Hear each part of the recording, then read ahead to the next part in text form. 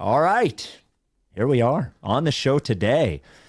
With a couple of days to think about it, we will recap the Sixers draft along with who they signed after the draft, a bunch of undrafted free agents.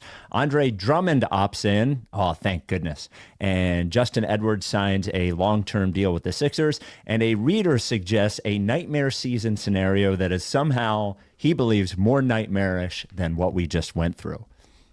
Really bold, really bold. The Rights to Ricky Sanchez podcast is presented by DraftKings Sportsbook. Sign up for DraftKings Sportsbook by using promo code RTRS and brought to you by Barker Therapeutic Dog Beds. Get yours at barkerbeds.com/Ricky. Briggs Auction, the official auction of the process at briggsauction.com. Kornblau Law, the official law firm of the process, and Surfside iced tea and vodka, the official canned cocktail of the Ricky. Speaking of Surfside, I always think about the Phils. Last night, boy, what a relief last night's game was. Had to wait 2 extra hours for it, but 13 runs, come on. When you're watching the Phils, or when you're doing anything this summer, it's the weekend right now.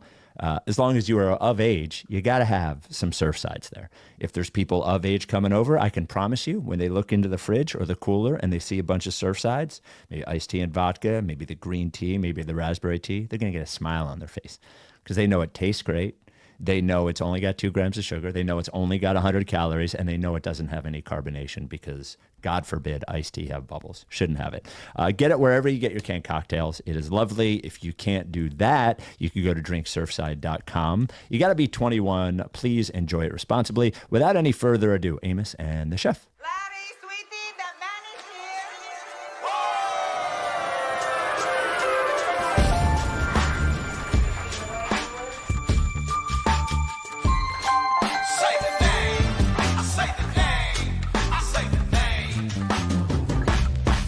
We were right, y'all. We were right. Even when it went wrong, we were right. We was right, y'all. We were right. So say the name. Say the name. We were right, y'all. We were right. Even when it went wrong, we were right. We were right, y'all. We were right. So say the name. Say the name. Say the name.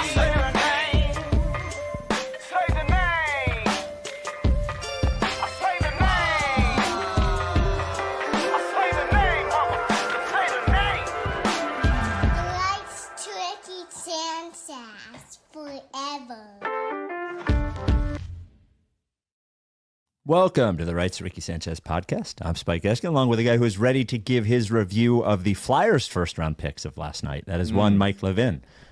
A lot of stick work. Come on. What do you think of Porter Martone?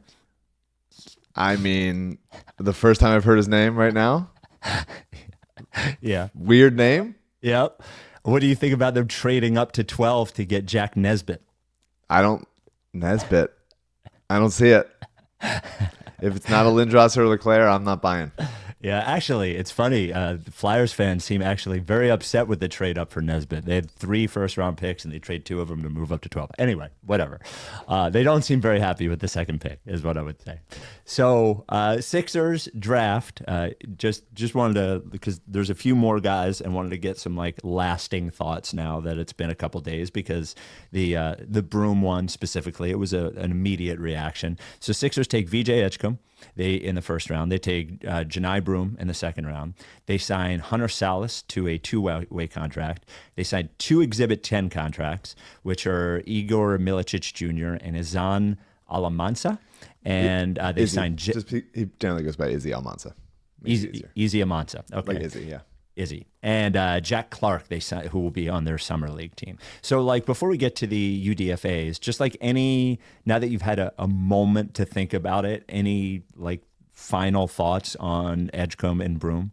Yeah, I mean, I think I didn't have Edgecombe at the top of my board. He was 4th behind Trey Johnson, but I'm predictably getting more and more excited about the stuff he does do instead of the stuff that he doesn't. No matter what, if they had taken Trey, I would have been excited about his shooting and creation, and hopeful about his defense, and hopeful about his like effort on the glass, and thinking that could improve.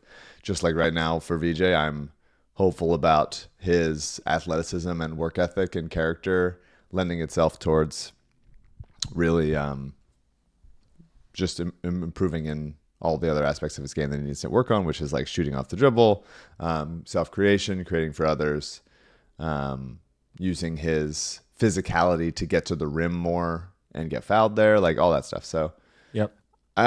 If you're going to in a 2-player draft, if you're going to make a bet on anybody, you're going to want to make the bet on the guy who seems like one of the most delightful people in the world. VJ? Yeah. It would be a real bummer if he's not good, because he on the delightful scale, he is a 10 out of 10. Yeah. Yeah. So it feels good. It does seem like, there's a ton of smoke always about like what could happen. I think Daryl was opening the door, had always had the door open to, if somebody gives me an offer that is truly blows me away, I'll do it. But the rumors about like Paul George getting off of the Paul George contract just to move down, that never made sense to me. I think it's a really poor use of resources. I think that really would have like minimized the upside of the number 3 overall pick. And VJ does have a lot of upside. I mean, it's the kind of upside that this kind of player. I heard somebody on like kind of a negative way describe him as like smaller Andrew Wiggins, and I think he's already a way better defender than Wiggins was, and his effort is certainly a lot higher. But you can see how that is that could make you feel a certain type of way. Well, yeah. But I think he's gonna be a better catch and shoot guy. I think he's a better understanding of basketball that isn't just like, oh, I'm more athletic than everyone else, I'll just jump over them. I think VJ has a better understanding of spacing and movement and when to cut and all that stuff. So, well, to your point, by the way, of not trading not using the pick to get off of Paul George, if they were a team on the precipice and they were moving Paul George in an effort to get somebody else that felt like they were going to give them a better chance of winning a championship right now, sure, then it would make sense. To say we need to rid ourselves of this weight of a player who we assume is going to play next year and at least be an above average basketball player, it doesn't make any sense. Yeah, I'm not saying that that this was a trade that could have happened or anything. But if it say it was like, hey, Paul George and 3 for Lauri Markkanen and 5, then that's something that could make sense. Yeah. But just getting off of him for contracts just to move down and just pack it together, I never saw that. Didn't feel like a down move. Didn't feel like a smart use of resources. So I'm glad it didn't happen. And yeah, I think Broom wasn't a guy that I was targeting. I think the lack of athleticism, the lack of like any quick twitch stuff, the lack of a jumper that I trust was prohibitive. But it's a little bit like this guy did produce at a crazy level in college and in a pretty thin draft at 35, taking a guy that did that while also filling in need as far as like power forward who rebounds. By the way, produced at a crazy level also at important times. Like it wasn't like productive for a nothing team. It didn't do anything. Like he was productive in a meaningful way, I think, is the other thing that's worth noting. Yeah, and I think it was the Elite Eight also. Is that the one where he got hurt and then came back in? He gets hurt, he comes back in and like sort of in like a magical sort of way, and then hits a 3 right away, which is pretty dope. So I mean, he's a team guy. He is a gutsy player. He plays hard as shit for his like ability level. And he's immediately like, people have been sending some passing clips around online. Immediately one of the best passers on the Sixers, if not the best passer. Just like a lot of it is out of the post, which I doubt he's going to be able to do much in the Sixers offense, depending on who's there, obviously. But just a heady player that can pass and rebound and work hard, like you could do worse at 35. So I wouldn't have been who I took, but I think he's got a good chance with an elite skill and a good understanding of basketball to make a difference, which at a position they need. So I think it's ultimately Daryl like sticking right there at 3 and 35, doesn't move at all, doesn't trade back up, doesn't trade down, just stays. It's a little bit of a lazy draft, but that's sort of emblematic of all Daryl drafts so far. It's like, who's dropping? Maxi's dropping? Okay, I'll take him. Oh, Jared McCain's still available? Yeah, I'll just take him. Like, we're not trading back. We're not trading. everybody else wants to trade back into the second round to get somebody, that's not worth it for me. I'm not doing it. And so it feels like that's how he operates. I could have used a couple more assets. I could have used maybe another more athletic, bigger wing, but we'll see what happens. And I like some of these undrafted guys as well. Yeah, we'll get to those guys in a second. We got an email from Steven that just said, Daryl is on tilt after Harden, Ben, etc. He's valuing character over star potential. Yeah. And I think like it's easy to say that. I wonder if we'll look back and figure out if it's true, though I do not think it is as clear cut, like as those things are as clear cut as we would want them to be. Like I think it all comes from, I genuinely believe that, at least with number 3, it comes from how much you think Ace Bailey could be a star, quite honestly, because I don't think, Con Knipple, nobody thinks he's going to be a star. That's not what we're thinking about. And I don't think anybody questioned Trey Johnson's character. So really, I think it just becomes a question of how much you think Ace Bailey is going to be a star. But your thought on the email and the idea of valuing character over star potential. I think if there was legitimate, reasonable star potential, then Daryl would have taken that guy. Sure. Yeah. I don't think that those are, he would go like, oh, okay, if Dylan Harper's available, I'm going to take VJ Edgecombe. Or if, just going for a guy that goes like, he seems like a nice young man like that. I don't think that's the vibe, but I do think there's, it's like sliding scales, right? You have to all factor it in together. You can't just isolate, okay, this guy has a star potential and this guy is high character. I think you have to take it all in at once. And maybe over the last year, it feels like Daryl looked in the mirror, maybe with tears in his eyes, maybe not wearing any clothes as when he was in a dark place. Getting really close to the mirror, that kind of crying when you have to like really look at yourself very close in the mirror, and really see like, oh my God, I really am crying right now. And he decided to like tweak his own personal internal algorithm of like, I need more high motor. You've made the point fairly. I think that he's taken those kinds of guys, PJ Tucker, Chuck Hayes, whatever, that you can name some. But it feels like the Sixers' lack of integrity last season on a team-wide basis really made an impact. Dude, it was pretty notable. I mean, like, they were, it even infected Maxey to where, like, Maxey became sort of a sourpuss for a lot of the year, Yeah, and so I think it made him go, like, all right, we need more guys that are going to have a positive attitude and work hard and all that stuff. And I think at 3, they took that guy who also has a good amount of upside as far as where it was in the draft. You can't invent star potential where it wasn't. So I feel good about it. I feel like it was a nice draft. I'm seeing a lot of like B's and B pluses for the Sixers. I think that's totally fair.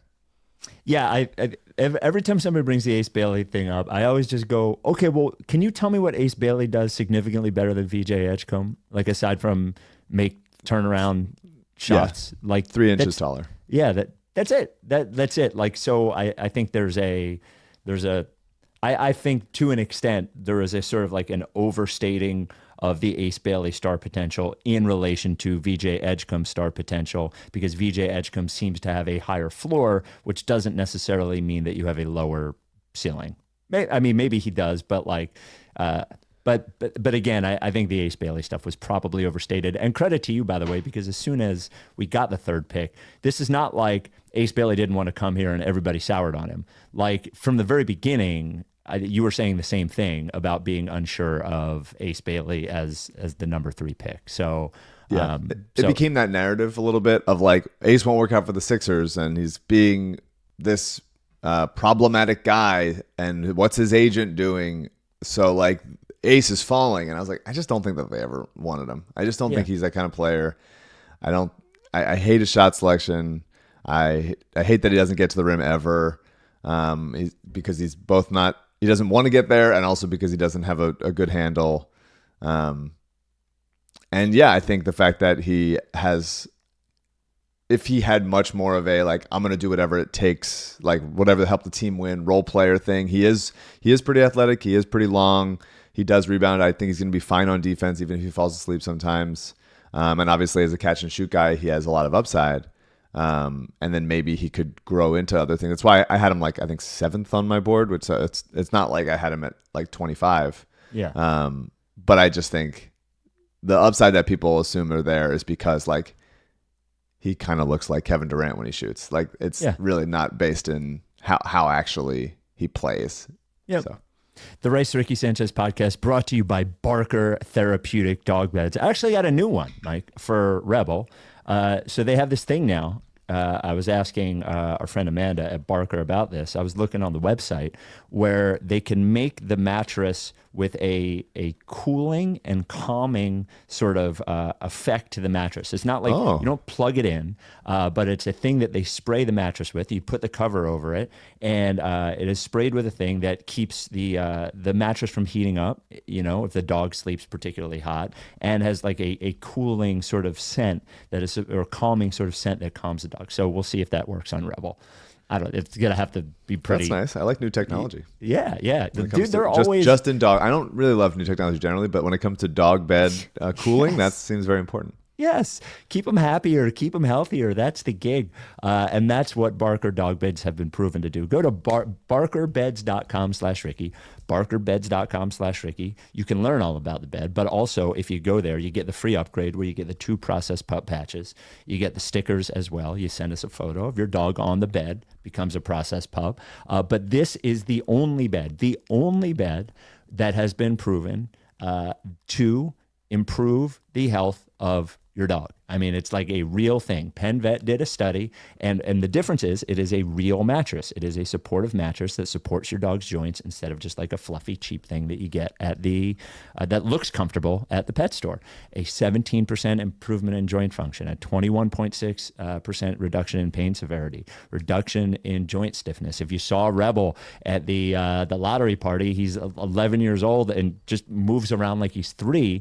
And I think the fact that he has slept on a Barker for 7 years actually makes a big difference.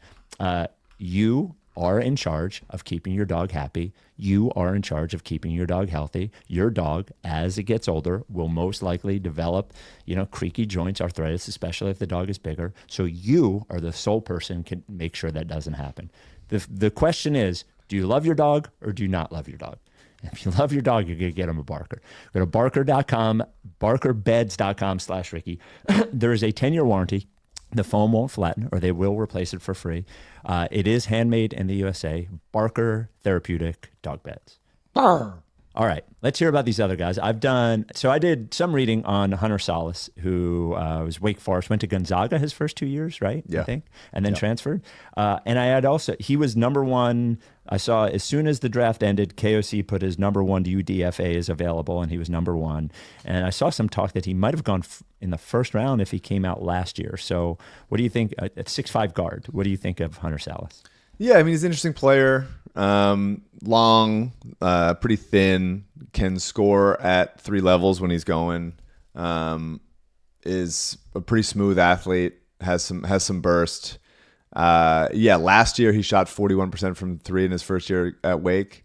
He was the number 1 guy, averaged like 18-4, 3-1. And then tested the waters, decided to come back thinking that he was like a borderline first rounder and that he could move himself up. He ends up having a really, really bad season from 3, only shooting 27.7. Which is, by the way, what he shot in his sophomore year, basically at Gonzaga. Right. Yeah. But yeah, he was such a role player at Gonzaga, and then became much more of a like on ball, like you are the engine of the offense at Wake. Some pretty mediocre to bad Wake teams. And yeah, I mean, I think he was a former 5-star guy. He has some shiftiness to his game. He has some elevation. He tries on defense. I think it's a really nice 2-way guy. I'd be interested in seeing if he can, if you get him in in a system, in a professional environment, can he just become like a really, really good shooter and be able to like do some other stuff. He just the kind of guy that if he shoots, you could see him like playing on the Thunder, on those kinds of teams that just like oh, he's long and he's skilled. He could be like a, Aaron Wiggins type of guy if he does that kind of thing. He has to be. Yeah, it's funny you talk about him being long. Like when you watch the highlights of him, he looks bigger than 6'5" because of how he is built. It's funny to see him as 6'5", and then what's Grimes? Grimes is 6'4". Yeah, 6'4". But they look different. Same with because of how they're built. What do you think of Igor Milicic Jr., who went to Tennessee? I like Milicic. I brought him up with Dan Ollinger on at the end of the last pod when Dan was denying all of the guys that I was interested in. Really, all of them. He didn't want to say it out loud because he was you could see it in his face, though. None of them across the board. I guess Dan doesn't want to have a summer league team. He just wants the Sixers to roll out like one guy and then leave.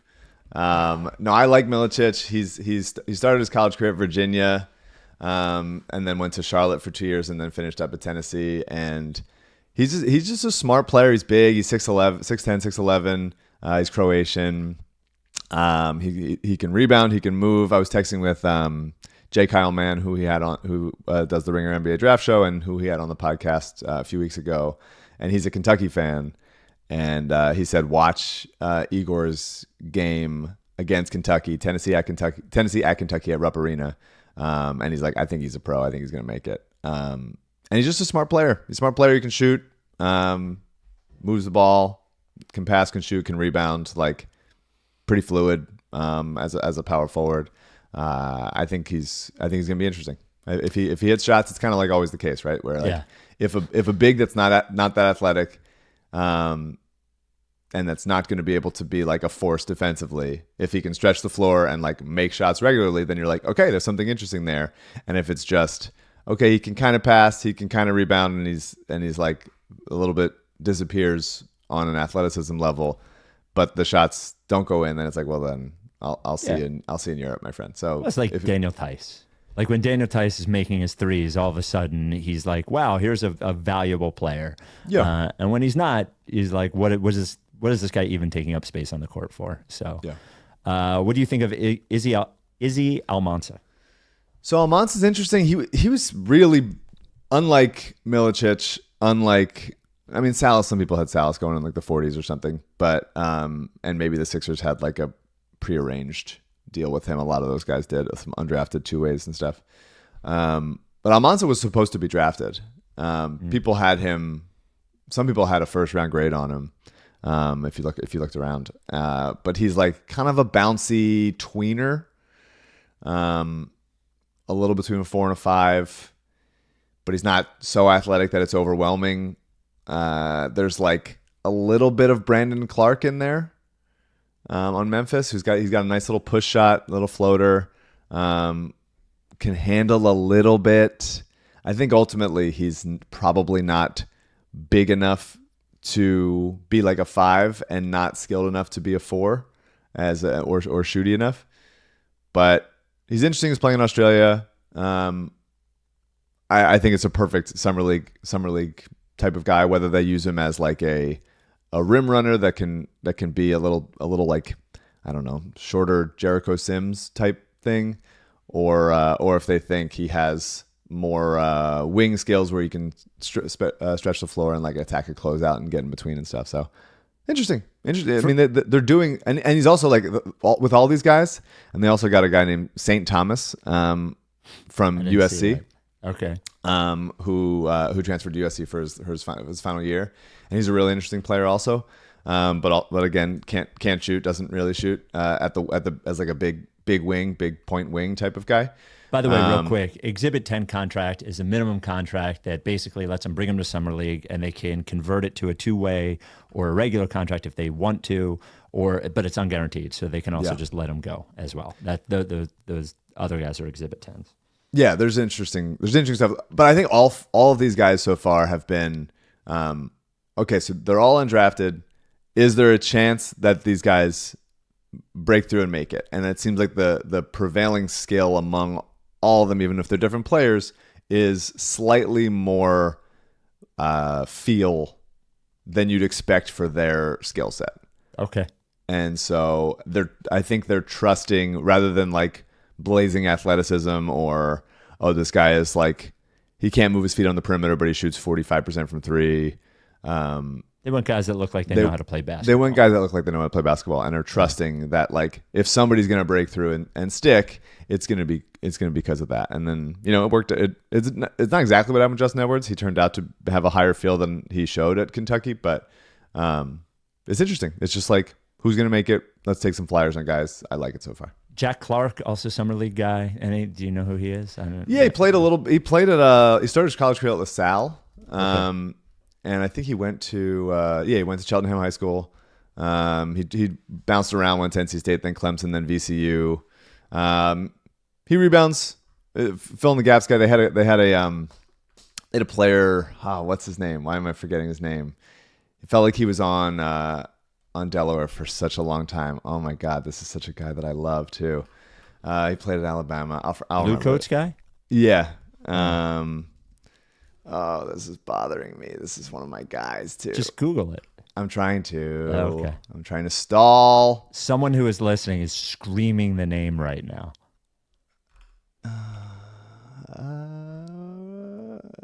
I'm not going to get there. That's really embarrassing. I'm not going to get there. It's disappointing for me. Oh, Braxton Key. That's it. It's Braxton Key. Okay. He played on some Sixers summer league teams. Also had a cup of coffee in the NBA. Of just like that kind of thing of like 6'8", can bounce around a little bit, knows where to be, doesn't have an overwhelming skill. And sometimes you Haywood Highsmith yourself into having an NBA career. But you know, taking a chance on some bigger guys with some ball skills. I just want to I don't know if there's much of a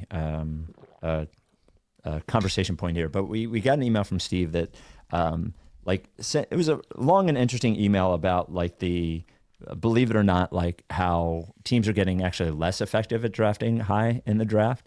And he pointed me to a YouTube video, like a 20-minute YouTube video. And the first half of it is just so NBA intro basic-y. It's not that interesting, but by a guy named Michael McKelvey, who basically showed like that. I thought it was like an interesting point. In 2000, 13 of the 15 all NBA players were top 10 picks. In 2020, like 20 years later, 8 of the 15 were top 10 picks. And this is like a trend that has been consistent. And like one of the things that he wonders aloud is if like the sort of like obsession with like youth and like tools, like physical tools has, and the fact that there's so many more players now, by the way, like because Europe has become like, there's so many more guys to look at that like they have become less effective at that. And one of the things that is perhaps underrated because it's difficult to quantify is the character work ethic sort of thing that allows players to reach their ceilings more effectively. And I just thought it was interesting that I would have guessed that teams would get better at drafting, but it does seem that they have gotten worse at drafting, if maybe only because there's more players to choose from and it's harder to ascertain who's going to be good, and because they're younger and because, you know, all those things. But I thought if you get the chance, it's worth watching. Yeah. I mean, I would say that the players over the last, in the last 15 years or whatever, versus like late 90s, early 2000s, Shane Battier, Elton Brand stayed in college for longer. So It was easier to like know for sure that this guy was good versus, okay, now you're deciding between Nick Clifford, who went to college for 5 years and he's 23, versus, a guy like Will Riley, who like flashed in pops, and seems like maybe he could have upside. Whereas, it's just it's a hard bet to wager. And I think also the fact that NBA teams have even less time to, practice as a team, and there's less runway for front office regimes and coaching staffs to like last. And so once that turnover happens, then all of a sudden you stop believing the new team, like, oh, I didn't draft this guy, so I have no allegiance to them, and then their development starts to like fall off a little bit. Like, It's really hard. It's so much about it is putting these guys in a good situation, and that's a hard thing. It's a hard thing to do. Well, I think even the comparison you made at the first, even something that we were talking about last time, is the Vijay Edgecombe Oladipo comp, in that if Vijay Edgecombe was in college for 3 years like Oladipo was, we would see if his handle would evolve in the same way that we would hope that Edgecombe's will, but we don't, that time isn't there, you know? Yeah, like, for so, sure. And I think the last thing before we go to break, I think like a guy I've been thinking about for a Janai Broom comp is a little bit like Tyler Hansbrough. Of just guy who produced at a massive level. Now Tyler was drafted a little in the first round, and so people expected more from him. But it was a different time for sure. But it's like at 35, you take a risk on a guy that produces. Like maybe the market inefficiency is like legitimate production. Basketball. Like he has done it. So that is maybe a place to look. And if he did it there, he can probably do it there. The Rice to Ricky Sanchez podcast brought to you by Briggs Auction, the official auction of the process. It's a shame we don't have CJ here today, so no Briggs Auction out of the week. But I would tell you the Briggs Auction is actually off for the next week, so there wouldn't even be a Briggs Auction item of the week. When their auctions return on July 4th, it's going to be every week again. What is Briggs Auction? It is a family-owned and operated auction house in Delco. But it's not like you go to the auction house and you're like, 20, do I have 25? Do I have 30, 35? No. It's all online. So you can download the app at the Google Play or the App Store just about every single week. Auctions, estate auctions, discovery auctions with hundreds and hundreds and hundreds of lots, many of them starting at $1 with just about everything. I have seen houses. I have seen cars. There is art. There is collectibles. There are sporting goods. They've done like complete like sneaker and sporting good auctions that are all that.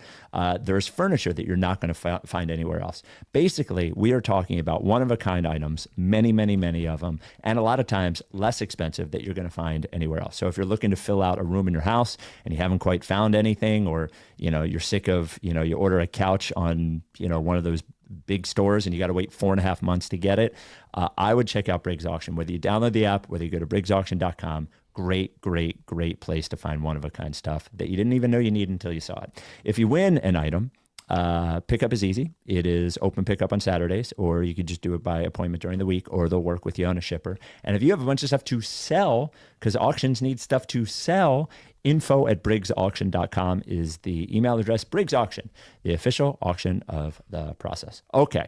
Other Sixer stuff. Andre Drummond, unsurprisingly, picks up his player option at $5 million a year. The Sixers decline their option on Jared Butler, who becomes an unrestricted free agent. I'm curious because you like Jared Butler. Now we certainly they could still bring him back. They could. Yeah. And then they declined Justin Edwards' option, but signed him to a 3-year deal. Sixers Adam said after he talked to Yossi Goslan, who was on, did we have him on the Ricky once to do cap stuff? I think we did. That he feels like it's probably 3 years, about $7 million total. It goes from 2 to 2.4 to 2.6, which is the $2 million is a slight increase for Justin Edwards, but they get him for 3 years. Justin Edwards, who was a mammoth surprise last year and already looks like a rotation player on a good team. So I'm really happy that they kept Justin Edwards. I'm happy that they have him for 3 years. What a find he was. Yeah, I mean, he was one of the top-ranked high school prospects coming into Kentucky. He has a disappointing season at Kentucky. Goes undrafted, comes and stays home at the two-way spot, and bided his time. And when he got the opportunity, looked like a guy that could do exactly what he did, which is shoot threes off the catch, occasionally attack a closeout, and play hard. Not overwhelmingly athletic, just the kind of guy you need that is improving and working hard, and that gets along with Maxey and everything. It's just good to see. This is it's nice when you promote a guy. It's nice for the organization when you say, hey, look what you can do. We promoted him. This can work out. Derek made the point online, Derek Bodner, that he'll be a restricted free agent after this deal is over. That's even better. So the idea that if he pops on a way that Jeff Teague expects, then maybe they'll have matching rights if they need to. But at the very least, young role player that plays hard is good. Well, let me ask you this, because I think also you were in a bad mood, but you dismissed the Jeff Teague thing pretty strongly when he said it. But can I present to you, because I've been thinking about it since that moment, and present to you just like a different way of looking at it, and I wonder what you think of this way of looking at it, right? Sure, so, I was mostly just poo-pooing Jeff Teague, having actual like Justin Edwards opinions. Really. Yeah, but Jeff Teague can have the fact that he even knows who Justin Edwards is probably leads you to believe that he's he's watching. Sure. Like who the fuck, I bet Paul Pierce doesn't know who Justin Edwards is. No, he doesn't. So let me present it to you a different way, just as a thought experiment.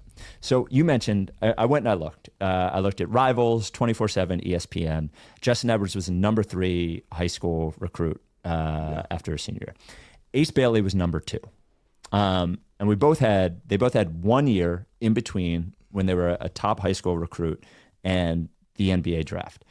Ace Bailey goes to Rutgers, where he essentially is getting to shoot almost as much as he wants, right? Mm-hmm. Ends up on a losing team. Justin Edwards goes to Kentucky, definitely a thicker roster, and does not have that sort of opportunity.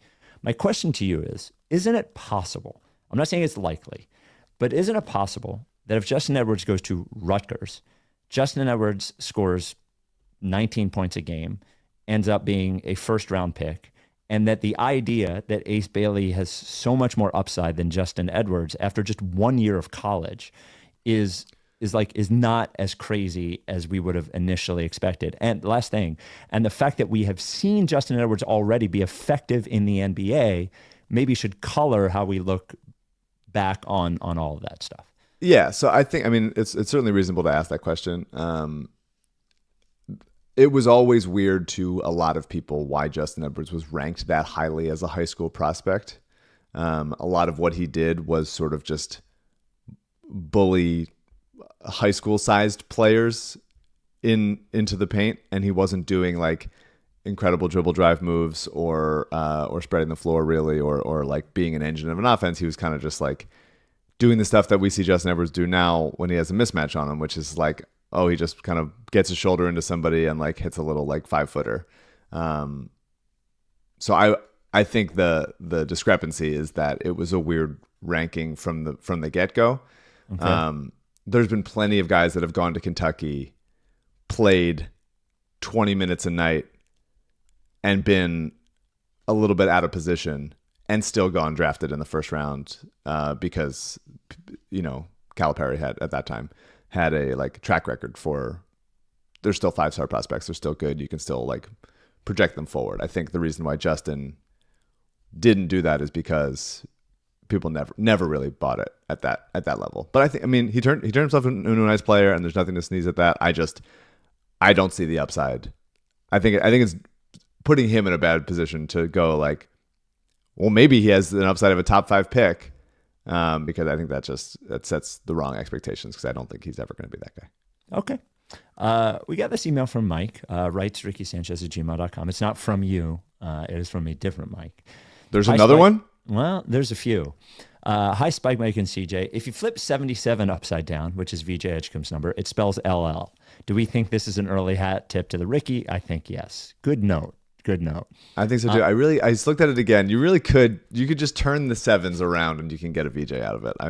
I'm sure someone could do it. I'm sure someone with talented artistic abilities could do it. Abby, give it a shot. Basketball question. How many teams, I thought this was a compelling question. How many teams had successful seasons in your eyes? The meathead sports fan would say that only the Thunder had a successful season because they won the title. Insane. I think reasonable fans would say that the Pacers, Pistons, and Rockets also had successful seasons based on their expectations coming into the season. Yeah. Did the Cavs have a successful season? The Knicks, the Wolves, the Warriors, always and forever my favorite pod. Appreciate the years of entertainment. I thought this was a good question. I think we'd both agree on the Pacers. We'd both agree on the Pistons. I think we'd both agree on the Rockets, right? Like those are all yes, right? I would say the Knicks. I would say absolutely the Knicks. I would not say the Knicks. They got to the conference finals for the first time in 25 years. They had an MVP candidate. They had like a tremendous amount of like, it seemed to get weird at the end there with McHale and Tibbs, and they fired their coach. But as it was happening and as they got to the conference finals, like that's I think that's a good season. I think that's maybe I'm just being envious, but that is a good season to me. Yeah, so I don't. I think they made all-in moves. They were favored in the Eastern Conference Finals, and they lost. And they have, by the way, this is the only other thing I would say, they seem to have a limited ability to get better from a roster standpoint. So, and it would seem like now, next year actually would be the same, but it would seem that their Eastern Conference final opponent maybe was, now we would have to go back and decide how good we think the Pacers are. The Knicks only had one more win than the Pacers this year. So, maybe they shouldn't have been favored, but they were. So, okay. So Knicks, you say yes, I say no. Celtics would be a no. I mean, they just won the finals last year. I think it's... Yeah. I think it's incomplete almost. You have to put yourself in the position of the fan base, I guess. Yeah. So I don't know what it feels like to win the NBA finals and then go and be next season and be like, they're not quite right. It's like, well, fuck, who cares? Go away. Then they won 60 games, by the way. Yeah, they won 61 games still, so whatever. Okay. I would say the Timberwolves getting back to the Western Conference Finals. I would think that is even in a strange year where you trade your kind of former franchise guy in Towns and still get back to the same place. I think that's a vote of confidence in Anthony Edwards as he keeps getting better and working through struggles to hopefully become a top 3 to 5 player in the league. Warriors, I say no. Well, Warriors was a weird season because they got Jimmy midway through. It was kind of bizarre, and then Steph gets hurt in the playoffs. So maybe they could have made a run. I think it was kind of on the cusp. Maybe I would probably say the Clippers, for what it was. Yeah, I would say Clippers. Clippers fans seem to have a good time. Seemed like a relatively positive season. Yeah. So I think it's all relative to expectations, right? Yeah, but for sure. I'm looking to see who else. So Magic probably not. Bucks no. Pistons yes. Bulls no.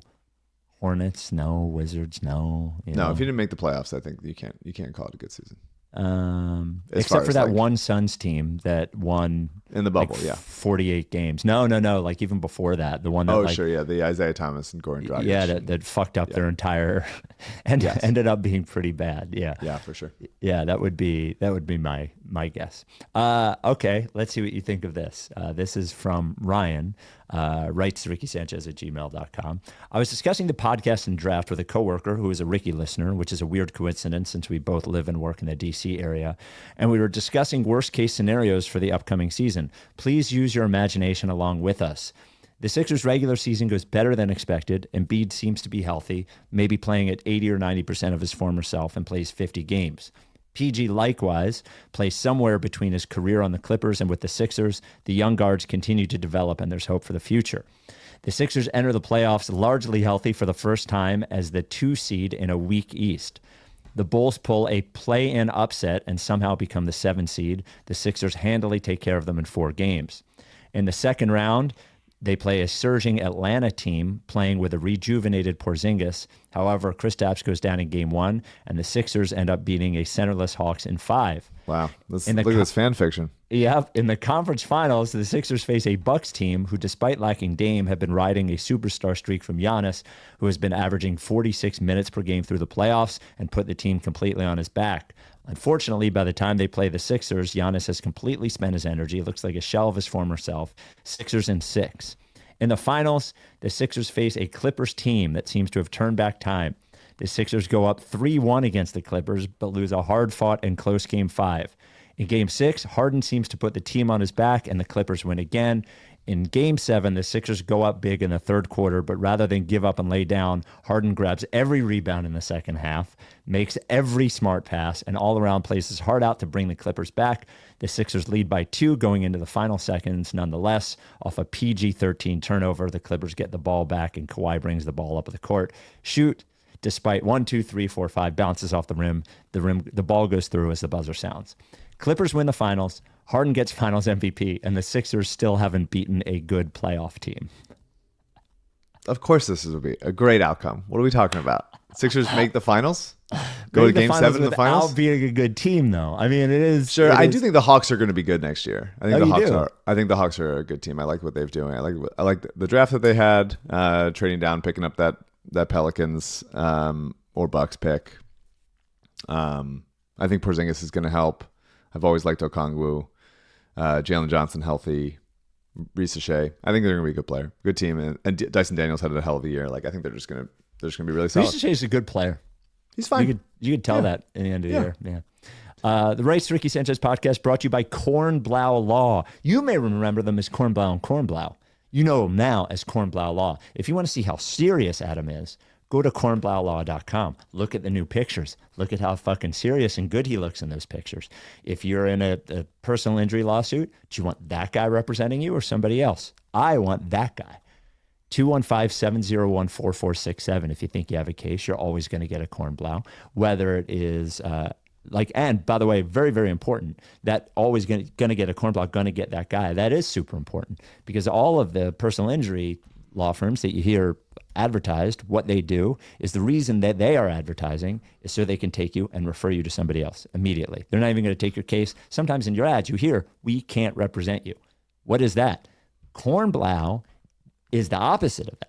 He is going to take the case. He's going to be the guy representing you. This fucking lunatic. And I am, again, I can't wait till it's resolved, but I am the benefit of Kornblau's lunacy right now as he represents me. So not personal injury. I haven't been hurt. I'm fine. But if you have been hurt or if you need any sort of legal advice, we have had several emails from Ricky listeners who didn't know who to ask and they all went to Adam. So whether it's medical malpractice or injured at work or a car accident, whatever it is, he is your guy. If you think you have a case, email Kornblau at kornblaulaw.com. Sorry, stuttered over it because it's new. Kornblau at kornblaulaw.com or 215-701-4467. Kornblau Law, the official law firm of the process. Can I name a couple free agents yeah, for you and see if you're interested in? Oh yeah, because we are on the precipice of free agency. It seems like it's closer this year than it normally is to the draft. The finals was late. The draft was late. It's right away. It's Monday. It's Monday. I don't know 6. why they're compressing this so much when there's 18 Augusts about to happen. But doesn't it seem like they should have, if it's me, they at the end of the finals, they should push the draft a week back, and they should push a free agency back another week and a half or something. Opposed to. I think I think everybody likes to have you go right into summer league and then everybody gets a nice 2 months off. I think they like it. But starting at 6:00 on Monday, that is when you'll start to see things leak. The deals can't be signed officially until July 6th. But we'll hear about the deals, and I imagine we'll hear about Quentin Grimes pretty quickly. Yeah. Throw some guys at me. So Quentin Grimes, restricted free agent. We'll see what happens with that. Hopefully the Sixers get him back in the 15 to 20 million range. Kelly Oubre I don't think there's anybody aside from Brooklyn that can pay him more than $15.6 million. I think they're the only team. That can give him more than the MLE. So tough out there. Yeah. Dark out there for free agents. Yeah. Which is why Kelly Oubre will probably pick up his player option. Hasn't done it yet. He has till tomorrow. Yeah. But we'll find out. Drummond did. Eric Gordon did not. There's a chance that they could bring Gordon back at a lower number, maybe. Well, so the way the Gordon thing works is unless somebody else wants him, what he will do is he will opt out and then re-sign with the Sixers. Believe it or not, if he does that, he gets more money and the cap number goes down. Yeah. So if somebody else wants him, he could go somewhere else. But unless somebody else wants him, just because you see him opt out, I would warn you, doesn't mean that he won't come back. They may have a deal. Yeah, go ahead. Obviously, Busele is still on the table. I'm sure they'll try to negotiate with him, but it feels like he will get a bigger deal somewhere else than what the Sixers can offer. They did decline Jared Butler, but he could come back. Lonnie Walker is still hanging around as a possibility, but it's probably not. And then Kyle Lowry, if he decides he doesn't want to retire or whatever. So they have some roster spots if they want. They can create some room. Right now, if you assume Janai Broom is going to be on a standard deal, which I'm not sure about, I think he's useful enough that they probably should. And he's also he's not 19 years old, so it's not like you're going, okay, take some time in the G League. We're going to, if you can get him on a 4-year Hinkie special, then I think that'd be probably worth doing.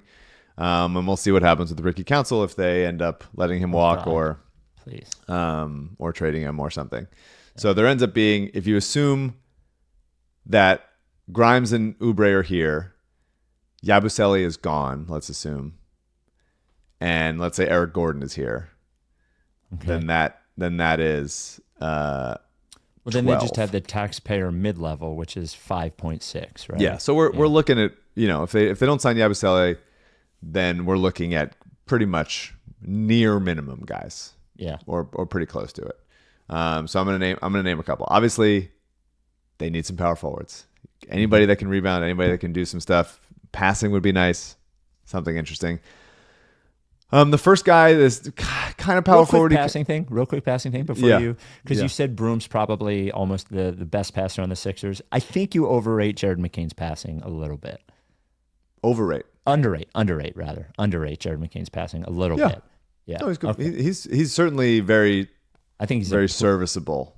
I would passer. say plus passer. We'll see. We'll see. I'd be interested to see like him when he's playing with other real NBA players and when it matters. Fair enough. Be interested to see that. But he's certainly like a decisive passer. My question is like, there's passes that Broom made where it's like, oh, he's manipulating the defense. He is fooling the defense. Where McCain is more like just quick decision, like right pass, that kind of thing. So generally wing, generally power forward, but not all entirely. This is this guy. Obviously, if Nick Batum wants to come back, Nick Batum come back. Please, he's not God. coming back. If anything at all, please come home. We love you. We'll change the language of Philadelphia to French. It's the official language. Will we move Philly to the West Coast? Is that a possibility? That's fine. I'm already here. I think we kind of already have. I don't know what kind of market Bruce Brown has had a weird last couple of years of his career. He has, but if you after can get him having an outstanding year and getting a big contract. Yeah, so he gets a big contract, gets a bunch of money. Interesting player. You could see him playing in those finals. Can defend a few positions. What do you think about Bruce? Well, it's hard to say because I'm thinking of the good version of Bruce Brown, which would make me want to take a chance on him. Sure. Though I feel like I can't even remember watching him play since he was the good Bruce Brown. But how old is he? 30? I would say he's probably played at Miami. He is currently 28. He'll turn 29 this offseason. I wouldn't hate it. Yeah, I think it'd be fine. I think it'd be fine. Little small still, but he plays bigger than that. Yep. Jake LaRavia as sort of a classic stretch four, pretty long. He'll turn 24 at the beginning of this season. Ended his last season with Sacramento, career 37% from three. I can't tell you. Like I know who he is, but I was like, oh yeah, tall white guy. But for sure. I don't remember him watching him. So I would say this is not Jake LaRavia, but he always makes me think of him because they took him, I think, in the same draft around the same time. Santi Aldama on the Grizzlies is someone I just love so much, and I'm just dying for the Sixers to get. And he's a free agent. If there's a way, and they have bigs, with Edie and Jaren and Clark. If they decide that they would rather have Quentin Grimes in Memphis to replace some of the stuff that they lost in Desmond Bane, I don't know how it would work. But if there's some eventual Santi Grimes like swap, that would be really cool for me. Yeah, you've mentioned him 100 times. I love him, man. Yeah. He rebounds, he moves the ball, he hits threes, he shoots it high, he can pass. Like he's exactly the kind. He's athletic. He's exactly the kind of guy I would love to have in this lineup. I've also been targeting Larry Nance for a bunch of years. He'd be great. He's probably washed. He's hurt a lot. Yeah. But like good locker room guy. He did shoot 45% on threes last year, limited games because he got hurt in Atlanta. And he can play some backup five in a pinch. By the way, he looks competent when he shoots threes. Yeah. Yeah. Yeah. It doesn't look, fluky or anything. He looks like you can shoot. Yeah. I would always like to have Larry Nance on the team. GP2, Gary Payton II. Obviously not a shooter, but athletic and plays bigger than he is. Feels like Bruce Brown. It feels like he's the same guy as Bruce Brown. Is he not? A little bit. Bruce is probably a better scorer, and GP2 at this point is way more athletic still. Okay. Thoughts on Ben Simmons, No, Spike? You interested? No. Not even for the bit? No. Well, the content, I mean, think of how big that podcast would be. I saw him in the gym shooting exactly the same. Again, the videos are out there. No thanks. You don't want them to sign Ben Simmons. No, I don't. No. They just got out of the circus. Yeah. I just list a couple of names like Gui Santos, who was on the Warriors, 6'8", pretty athletic, moves, plays hard. I would imagine they bring him back. They seem to like him. Delano Banton on Portland. Another guy I don't know. He's long. He's started in Toronto, went to Portland, has had some good moments. Can't shoot, but like long and athletic and can pass a little bit. Hard to see. Could you get him to be more of like a, Batum kind of connector, that kind of deal? He's 25 right now. I've always loved Jayshawn Tate. I've always been a Jayshawn Tate guy. He seems like a you guy. Yeah. I mean, he's a tank. He is going to turn 30 in October. That seems stunning, by the way. Yeah, Man, I mean, he came out kind of late. quick. He's been on Houston this whole time, and his like usage and minutes have gone down every year of his career in Houston, as they've gotten better and they've gotten guys like Tyrese and Jabari Smith, Cam Whitmore, that kind of thing. But he has some like creation to his game. He plays hard. Seems like guys like him. At the minimum, that's the kind of guy I'd be interested in. Trendon Watford, who played on Brooklyn, and is friends with Maxey. I think that would be nice. He's 6'9" power forward. He's 24. He's pretty good, by the way. I saw for some reason. Oh, because I was still living up there, and the Nets games were on. I feel like I saw him more than I should have, but it was because Nets games were on a lot. Absolutely, I always liked Trendon Watford. Was always a Trendon Watford guy. Wanted them to grab him. He's played at LSU. Interesting player. Like a little bit of creation of the four. Plays hard. I think he hasn't played on a good team. He's been on some bad Portland teams and bad Brooklyn teams. I wonder, like, could he in a smaller role like fill the gaps a little bit and do some of everything. And then, like Jalen Wilson, also Brooklyn. these are not inspiring names.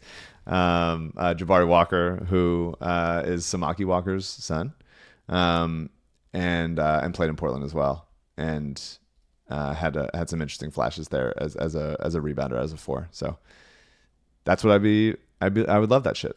Like, give me some young, athletic, heady four that I can believe in.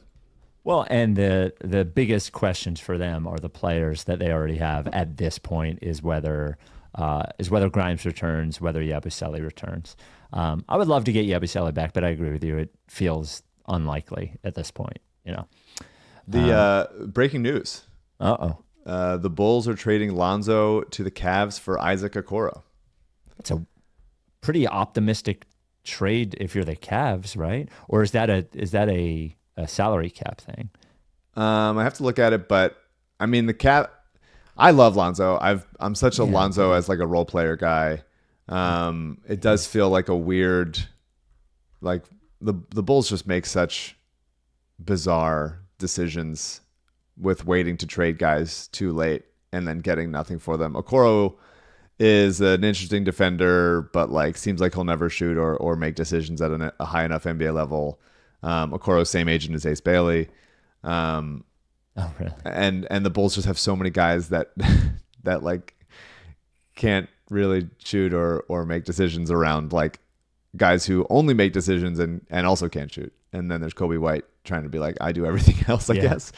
I like it. I like it for Cleveland for sure. I mean, you're not trading something massive in Okoro. Well, if he plays. Yeah. I think Lonzo gives you some of the, if he's healthy, of course, he gives you some of the interesting stuff that Halliburton gives you. Like not nearly at that level. He's not the creator anymore, but like as a randomized pick up your offense kind of thing, it's another way to kind of score in different kinds of ways.